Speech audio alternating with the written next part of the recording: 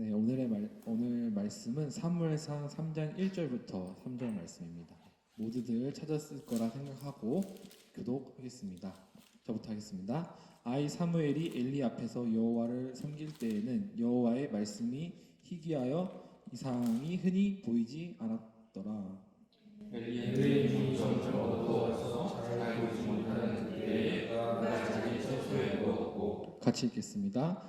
하나님의 등불은 아직 꺼지지 아니하였으며 사무엘은 하나님의 궤에 있는 여호와의 전 앞에 누웠더니 황성 목사님 나와서 말씀 전하겠습니다.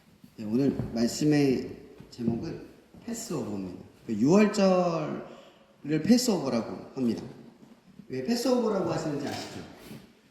하나님께서 장자권을 뺏어가셨을 때 문설주에 양의 피를 발랐던 그 집만 이렇게 넘어갔죠. 그걸 패스오버라고 합니다. 나에게 어떤 하나님의 역사가 말씀대로 행동했을 때 나에게 그것이 직접적으로 침범하지 않고 나를 보호해주는 역할을 하는 그것을 패스오버라고 합니다. 여러분들에게 이런 질문을 한번 해보고 싶습니다. 예배를 잘 드렸다. 내가 예배를 드렸다라는 건 어떤 조건을 성립해야 할까요? 예배를 잘 드렸다. 첫 번째, 6시에 와서 10분 전에 와서 기도하고 예배 잘 드리고 말씀 잘 듣고 예배가 다 끝나고 축도를 듣고 교제 후에 집에 간 것. 이 정도면 예배 잘 드린 걸까요? 더 조건을 들어볼게요. 자, 여기에서 내가 열심히 하려고 노트 필기까지 해가면서 말씀의 적용과 나눔을 합니다. 집에 가서 이걸 나누고 또 기록까지 해요. 이러면 예배 잘 드린 걸까요? 아니면 더 나아가 하나님의 은혜가 느껴졌습니다. 예배를 드렸는데 마음이 뜨겁고 너무 행복합니다. 예배 잘 드린 걸까요? 이런 조건들을 계속 제가 부여했어요. 여러분들이 오늘 예배를 드렸다라고 하는 건 어떤 조건들을 성립해야 하는가 한번 생각을 해보자는 거예요. 나름의 나는 예배는 이런 거다. 예배는 최소한 이렇게는 드려야 한다. 라고 하는 조건들이 있을 거예요. 근데 우리는 예배를 많이 드립니다. 근데 예배를 많이 드림에도 불구하고 그리스도인들에게 이 예배란 굉장히 어렵고 고민스럽고 그리고 항상 고민 중에 있어야 할 우리의 현재 사건입니다. 예배를 고민하는 걸 멈춘다는 건 어떤 느낌인 줄 아십니까? 여러분들 좋아하는 사람이 생기거나 혹은 좋아하는 일이 생겼을 때 여러분들은 그것을 어떻게 대하죠? 약속을 잡죠. 그죠? 예배처럼 우리 예배를 하나님과 약속으로 생각해 봅시다. 예배를 잡아요. 자, 나오기 전에 어떻게 합니까? 예배 나오기 전에 그 좋아하는 일이나 그 좋아하는 사람을 만날 때 우리는 어떻게 준비를 하죠? 옷을, 머리를, 여러 가지 세팅들을 한두 시간을 거칠 겁니다. 굉장히 수고스러운 시간들을 거칠 거예요. 예배실 왔습니다. 그 사람을 만납니다. 뭐 하죠? 만나서 얘기하고 맛있는 것도 먹고 얼굴 쳐다보기도 하고 아니 그 좋아하는 운동이나 어떤 좋아하는 일에 집중을 합니다. 집중을 하게 되겠죠. 그죠? 여러분들도 예배에 들어오면 그 예배에 집중을 합니다. 뭐에 집중하는 거죠? 우리는 뭐에? 예배를 통해 뭘 집중하는 걸까요? 예배하는 행위? 하나님 내게 주신 은혜를 받기 위한 집중을 하는 걸까요?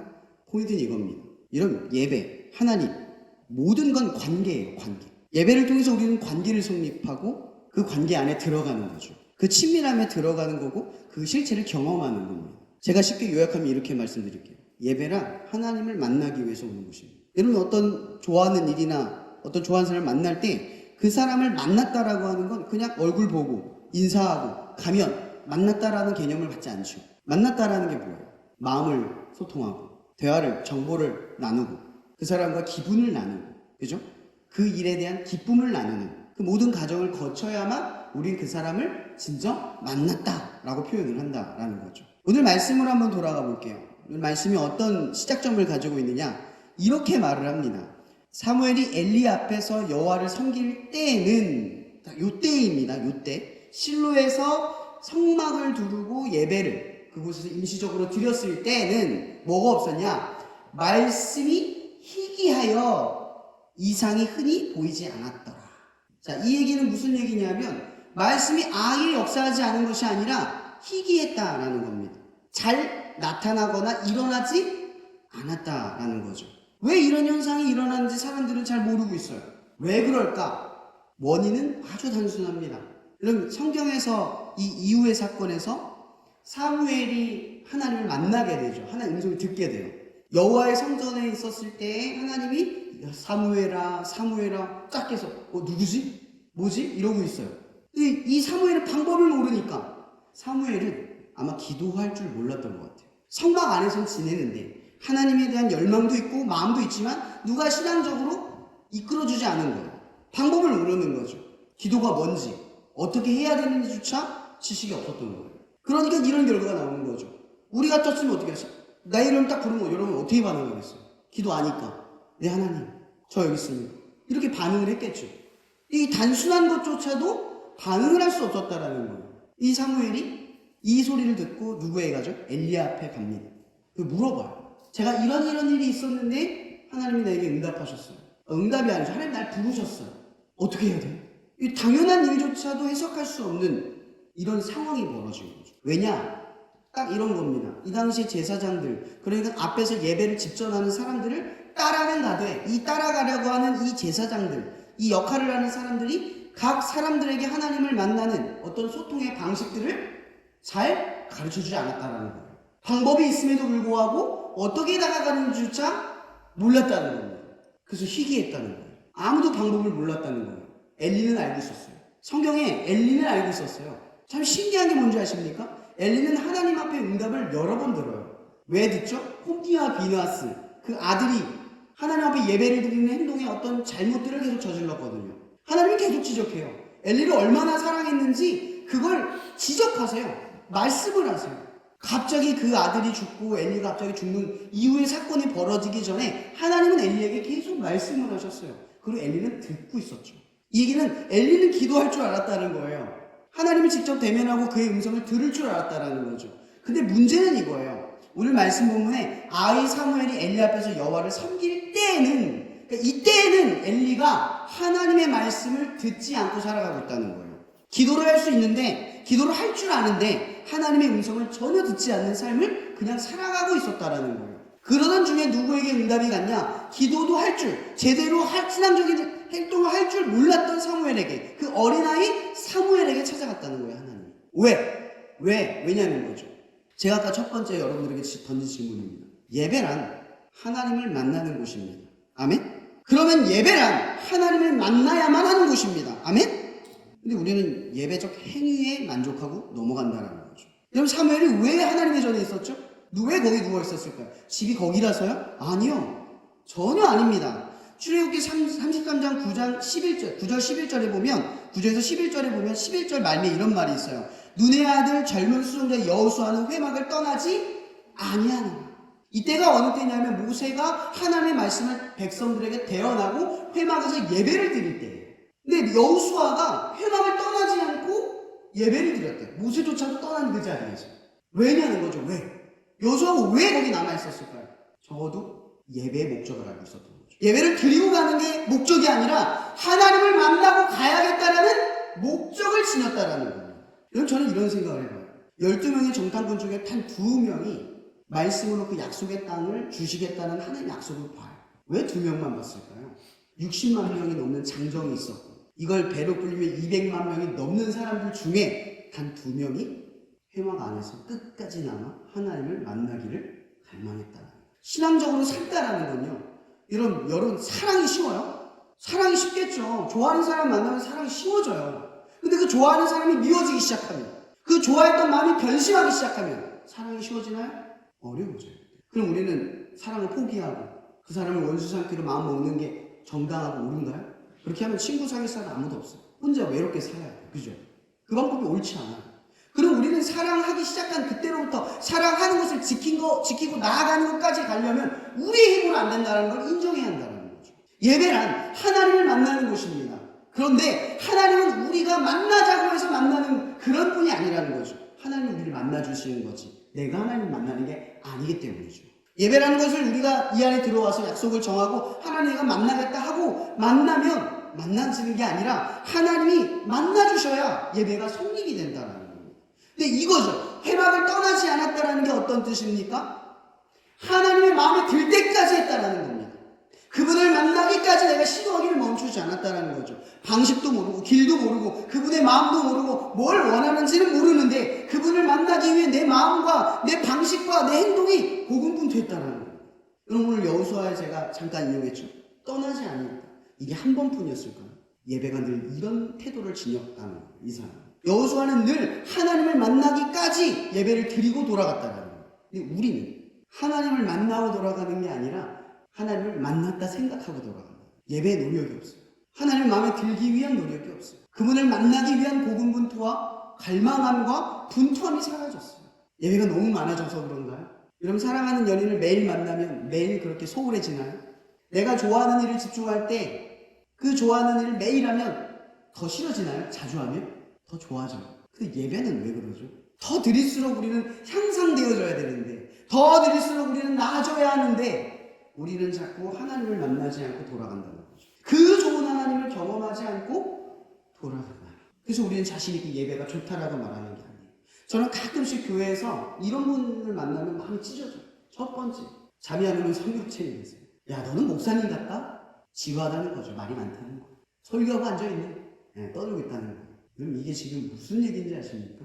우리가 드리는 예배의 수준을 스스로가 생각합니다. 하나님을 만나야 할 모든 행위가 목적과 방향을 잃고 행동으로 머물러 있다는 걸 지적하는 거예요. 제가 여러분들에게 지금 이렇게 하는 얘기조차도 하나님을 만나는 방향의 설정이 제대로 되어지지 않으면 오늘 예배는 사실은 아무런 근거와 목적을 채울 수가 없다.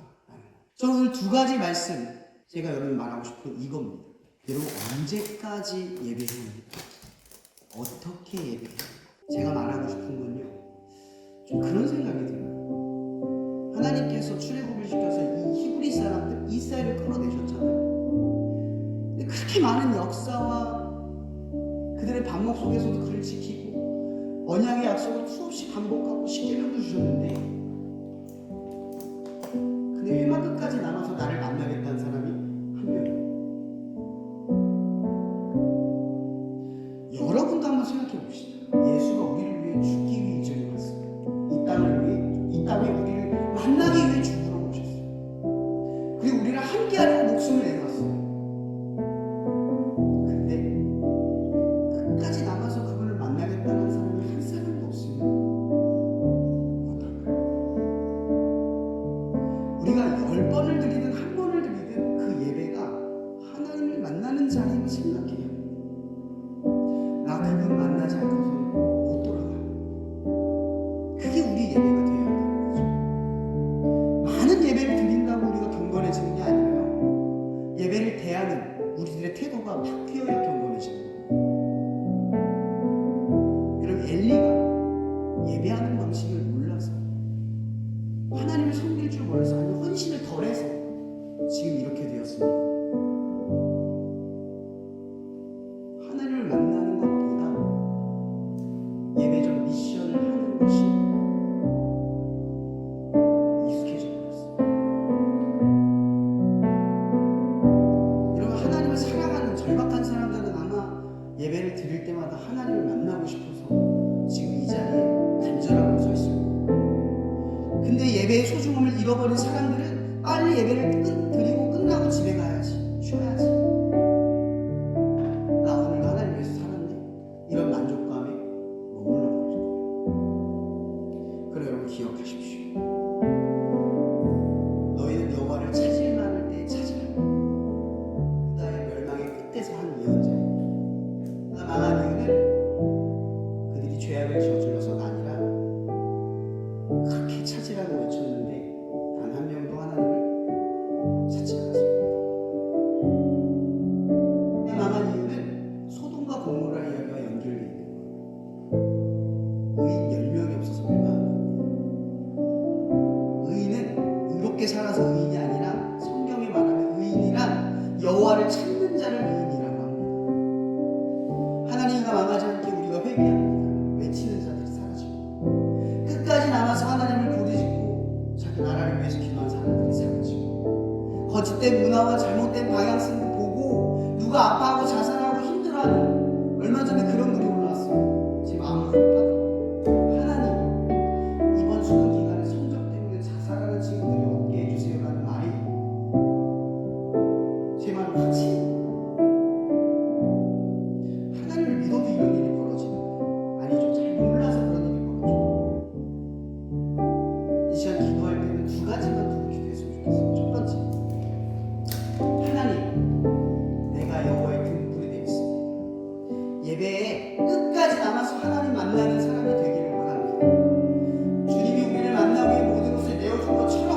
나도 내 시간을 들여 하나님을 만나고 돌아가는 예배자가 되기를 다시 한번 결단합니다. 이 시간 내가 예배를 드리고 돌아가는 내가 아니라 하나님을 만나고 돌아가는 예배가 되는 그 예배를 드리는 사람이 되기를 바란다. 그래 도와달라고, 방식과 길과 방향 나에게 알려달라고 이 시간 주여 한번 부르고 기도하며 나갔으면 좋겠습니다. 기도하시겠습니다. 주여! 하나님, 이 시간 우리는 예배를 몰랐습니다.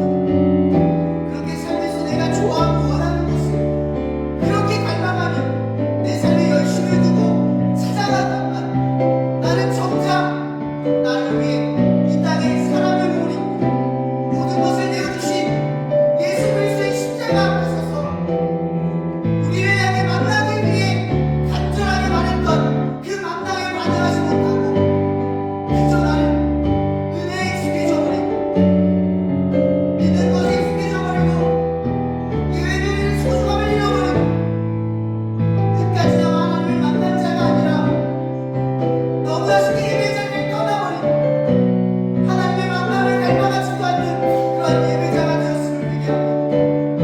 하나님 시간 우리가 결단컨대 나의 예배는 하나님을 만나는 자리입니다. 나는 하나님을 만나기 위해 이 자리에 나왔습니다. 하나님 만나지 않는 예배를 나는 거부합니다.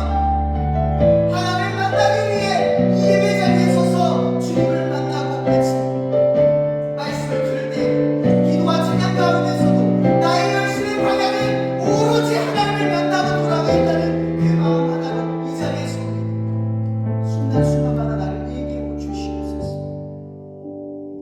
우리 끝으로 하나 더 기도했으면 좋겠습니다. 방금 나눴던 이야기처럼 여전히 우리나라는 자살률이 1위입니다. 출생률도 떨어지고 있고. 근데 이것뿐만이 아니라 많은 기독교가 쇠퇴해가고 다음 세대들이 교회에서 사라지는 안타까운 암울한 상황들이 계속되어지고 있습니다. 누군가는 이걸 제도적 문제, 사회적 문제로 해결해야 한다 주장을 합니다. 근데 성경은 그렇게 말하지 않습니다. 하나님만이 문제를 바꿀 수 있습니다. 이 시간 기도할 때 우리의 기도가 닿아서 수능 때문에 죽는 친구가 정말 없게 해주세요. 대학 20 때문에 자존감이 떨어지고 자신감이 떨어지는 이들이 없게 해주세요. 차라리 그 힘듦 때문에 교회 가고 예수님 믿고 아니 내가 그런 친구들을 발견해서 위로를 전하고 통로가 될 수 있게 도와주세요.